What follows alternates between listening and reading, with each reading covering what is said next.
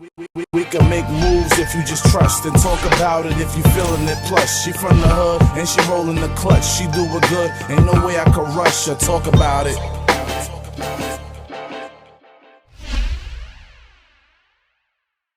Talk about it with Gatica. We are here, live and direct.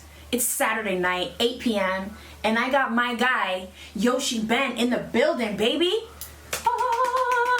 We're gonna do the sound effects after. Get the He's in the building. 8 p.m. on a Saturday night. That's it. Yeah. That's it. We're here. And live then we're and going direct. out and partying after this. Where we out to? I Where's don't the know, club? you're DJing. I know, we She's always got gotta some DJ. things going on, you know what I'm saying? Some She things. has to DJ. Yes, so I'm really happy you came here. Shout out to Studio Square Recordings. The last time I saw Yoshii Ben was actually here in this room. We're recording. That's how long it's been. It's been a long time, but About a year. I'm very happy for you. I know you've been, like, there's so much to talk about. I've seen you doing so much. A lot, yeah. Yeah. Took a minute to actually get just situated with music in a sense, because the first year or two and just jumping into the whole music scene, I kind of didn't understand the business. I'm always into business and stuff like that, but you kind of you have these mishaps in a sense where you're working with a producer but you don't sign a contract, and then shit goes away and then you have to restart, and then Drop the facts, because I feel like I know a lot of upcoming artists who watch this show and people who were kind of in that same field as you, because I know you didn't start with singing and that you started as a dancer, right? Okay, so bringing it back, I was 14 years old. I was a promoter. Okay. I used to throw parties, but at the same time too, I was a break dancer, and it was kind of my niche to just go out, jump in the circle, and do a backflip here and there, and people were like, oh my god, who's that little kid? So it helped me sell a lot of tickets, and then I started curating events from doing that, because I had a pull and a connection, so to say, because I used to sell 100 tickets. And then I'd be like, yo, I want that stage though. But I wasn't a DJ or I wasn't an artist. So they would let me, put a little breakdancing show with some dope dancers.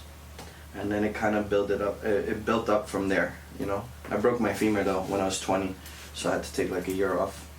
But then I came back and I moved to LA and I started auditioning for agencies, for Rihanna, for this, and I ended up booking J-Lo, did the Super Bowl.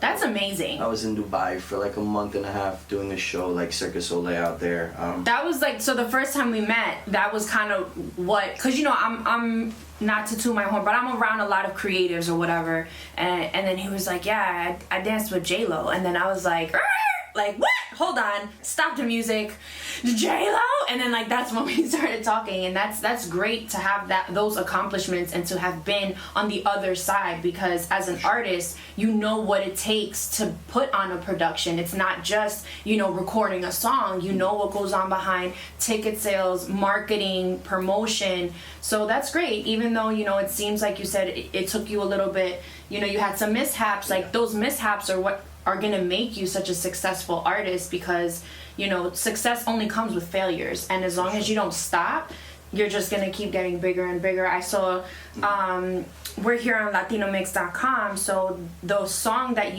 one of the songs, you have different styles, which I really like, Yeah. but the song that I feel is really gonna hit on this platform at least, Bosse, was really dope. I actually threw it in the mixtape I recorded this morning. Okay. So I'll be sharing that with you once it's mastered. But tell me about that. How did you meet the people that you did the song with? So it's crazy actually, because it was at Studio Square, but it was they had an artist showcase, and Hip Hop Mike was just giving artists advice, and I got to see it from the back end, because I wasn't really putting out music at the same time. Mm-hmm. But then I'm waiting outside, and everybody's freestyling, everybody's in their own little circle, and all of a sudden from the back of the room, I'm on the other side, I hear these cats freestyling, and all of a sudden my body just starts moving. I'm like, yo, I love the rhythm, I love their cadences. Went up to them and I'm like, yo, I would love if you guys can pull up, we do a studio session together. So I ended up doing a song called Chavos, right, just featuring on a reggaeton song. And then I met another two dope artists, D-Flow and J-Rez, and we actually have an album coming out called Spanglish. Beautiful. And it wasn't even yo, we had this all planned out or nothing like that. I invited them to one of my studio sessions, had a 5-hour session. We laid out 5 songs at once.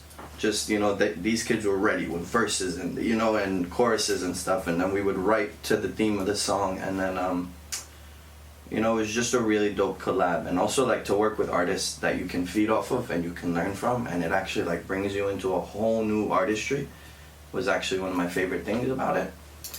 And is that the song that you guys had a video to? That was Chavos, yeah. Yeah, I really like that song. video too. That was very who directed that video? Jordan Cortez, but yeah, shout out to Yeezy and Danny Rose, because they're 2 dope Latin artists from Chile.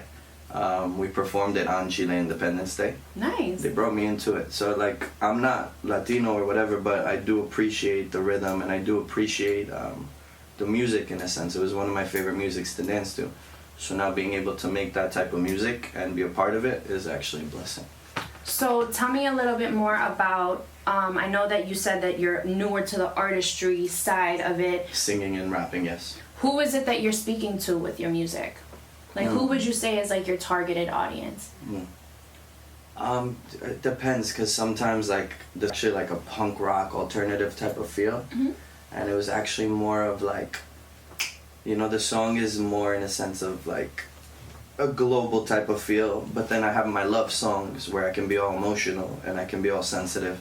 So that's also to, like, my ex-girlfriends or the past relationships that I went through. But then you got Burn 'Em Alive, which is also, like, me fighting through all my demons. And, you know, because don't get me wrong, like, I've had a good path in the beginning. Everything, fucking money from 16 to, like, 22, 23. Everything was up. Super Bowl, performances, everything was up. And then I kind of hit a dark little period in my life from, like, 23 to 25, 26. I got caught up in bullshit. Kind of lost myself and lost everything that I built up for myself, and it felt like, you know, I just drenched myself out and I didn't know how to come back at it. But that actually gave me so much fuel, and then I jumped into a recording studio for the first time, and I'm like, wow, like, this is also another outlet to express myself. Absolutely. You know, it's the same type of, like, cadence and rhythm that I feel so good when I'm dancing. It's just like another language for it. And yeah, Burn 'Em Alive actually is, like, one of my favorite tracks that I just finished. It talks about how, like, I'm facing all my demons, I light up a match and I burn them alive. Was that the rap one that you had sent me? Yeah, I heard that one. Type of beat. Yes, I like that too. So it seems like you don't have a specific target. You are just catering to different markets, and you're still finding what, you know, is fueling you. But it sounds like you're doing great. Like, yeah. It's good that, you know, not good that you've gone through your trials and tribulations, but it just makes you relatable. It makes it like someone could feel like, yo, even though he's had all these great things happen, you know, he still has had bad days too. And I think fans need to know that, because, you know, people see social media, they look at it and it's like, oh, so many followers, so many likes, and it's like all surface bullshit. Right. Surface. You know, like, I'm very big on being authentic and showing the raw of, like, no, I'm not perfect, I have really bad days, you know. And I think that fans respect you more for it, instead of it, like, portraying to be having this perfect celebrity lavish lifestyle, you know. But even, like, as an artist, even in my dance, it wasn't about being the cool kid. It wasn't about being, oh, I'm doper than everybody. It was more in a sense as, like, I have something that I can be authentic inside of. So even, like, with my rap music or drill, in a sense, like the drill beat, I don't talk about shit that I don't do. Everything in my music is all real life experience. I don't portray a character that I'm not. I actually think who I am as a person is everything that I need to portray, in a sense, because whatever, I grew up in, like, you know, very structured type of living, but I was the outcast. I was the black sheep of the family. And then it's just, you know, speaking you and speaking your, you know, your voice is much more, like, relatable, and it connects with people more genuinely. What nationality are you? I know we were joking about it earlier, but I'm not French. he said he was French. And I'm not like, French.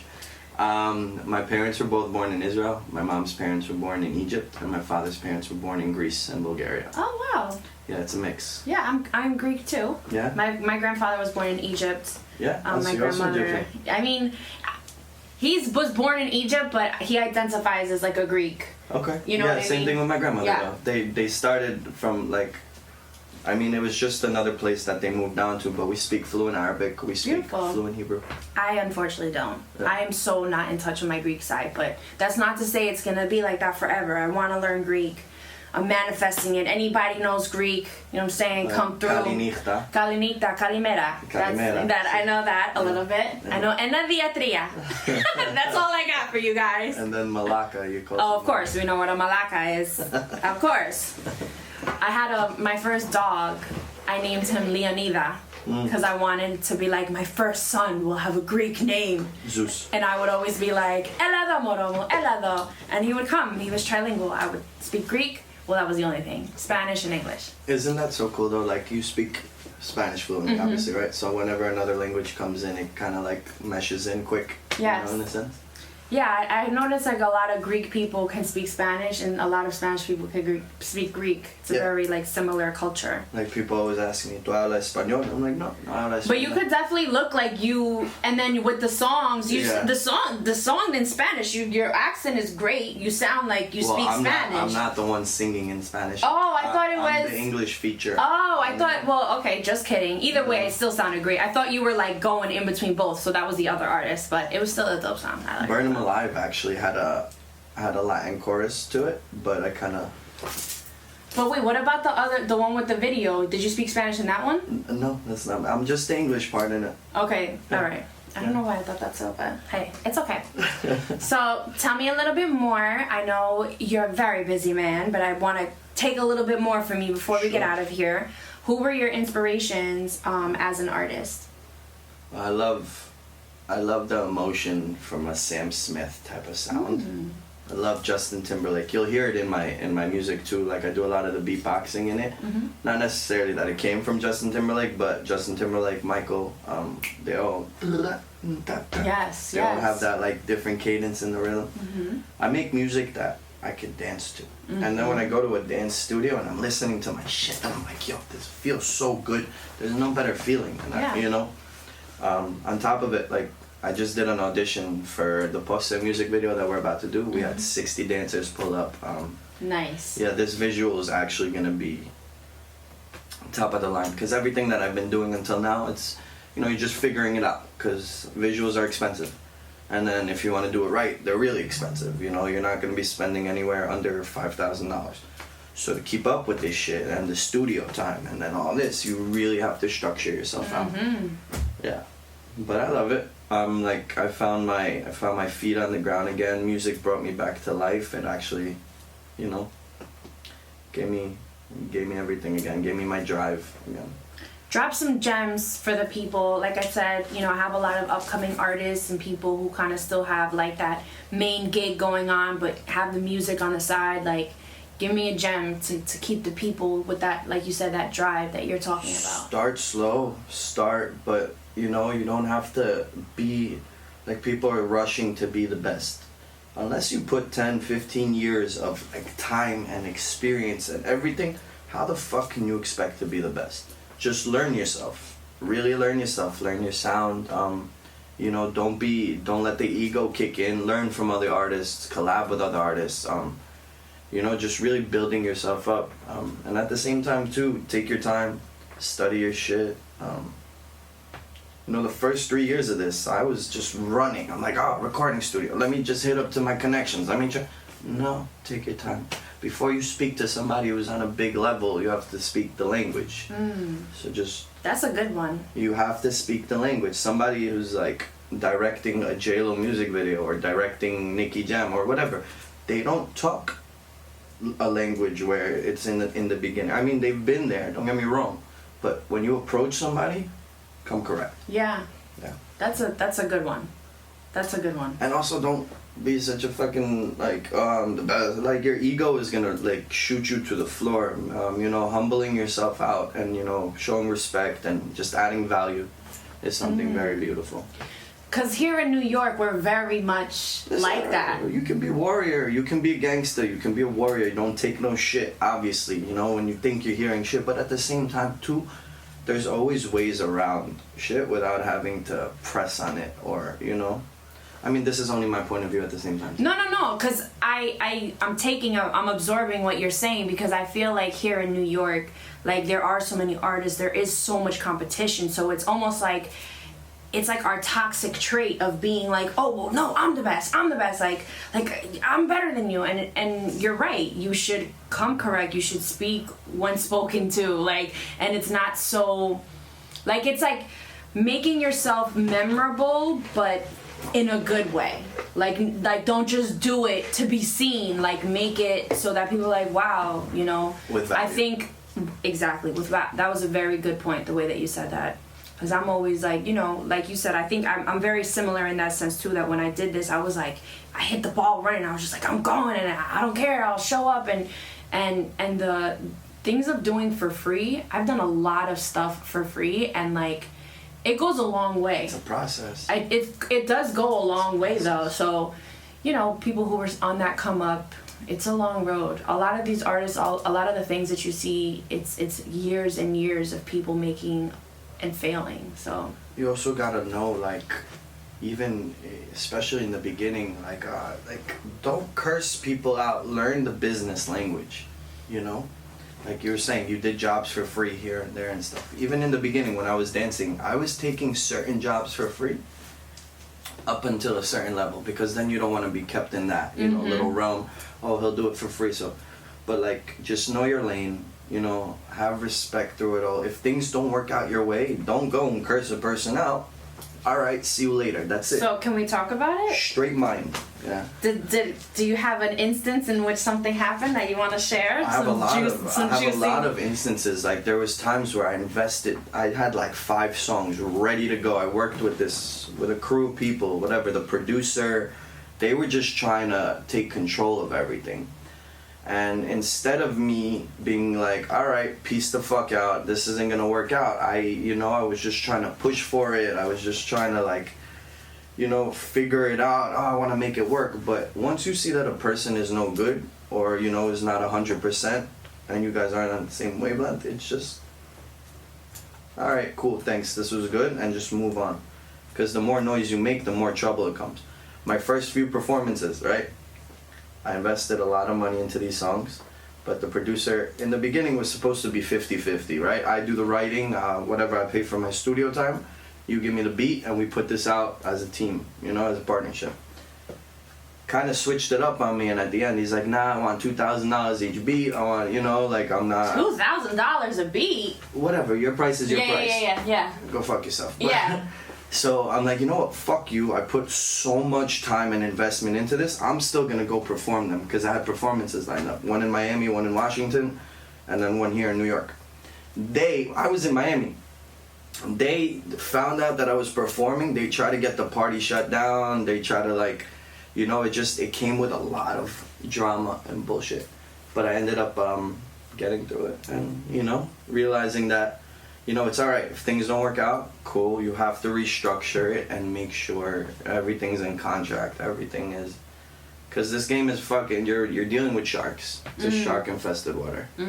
Even if you have a big heart. If you have a big heart, it's going to be worse for you. You're going to realize that a lot of people are shitty and just trying to take and, you know, bounce, but I'm good. Everything came out great for me. Now my fucking songs are being sold to TV shows. I'm doing performances with really dope artists. I just figured out the method, you know? And it was your birthday this week. Tuesday, yeah. It was his birthday, so happy belated. We'll do a song. Too bad I don't have a good singing voice. I would have sang to him today. Your presence is enough. Oh, well, thank you, Yoshii. Thank you. Okay, so did I already ask you what is something that you want your fans to know about you? I put my all into it. My heart. I love music. I never want to give it up. This has been a dream since day one. I finally found myself in the right place. And, you know, hopefully, like, my music can connect with them and, you know, people can take something from it. And I hope it changes their life in a good way. That's a good answer. Where can people find you? Where can people connect with you? My Instagram, Yoshii, YOSHII_Ben. And then on all music platforms. But honestly, a lot of the music is still held back, and I'm dropping everything now. So Yes, you're letting go. I know me myself as a creative, I'm very like hard on myself in terms of like, oh, it's not perfect.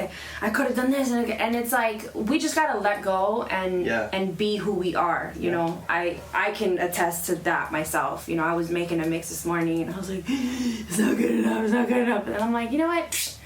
It is what it is. It's good to have that energy because you want to be better, but you know, to also kind of let go of the reins a little bit and just. Be. Don't get stuck. Like sometimes I used to get stuck on a certain song and I'm like, shit, it's not good enough. But don't get me wrong, you should, as an artist, yeah, you want your opinion to be like, yo, I feel like this is solid no matter what.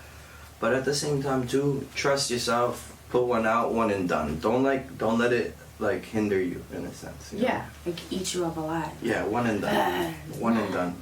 If you feel like there's no more where to go, alright, cool. So other than this red carpet performance debut tomorrow, is there anything else that we have to look forward to? Yeah, the visuals for, well, we're doing like a short film, so it's gonna be, we finished 5 songs. Pose is the first music video, and then it's gonna lead to the second one, which is Times, and then Papi, and then Una Noche, and then, what's the other one?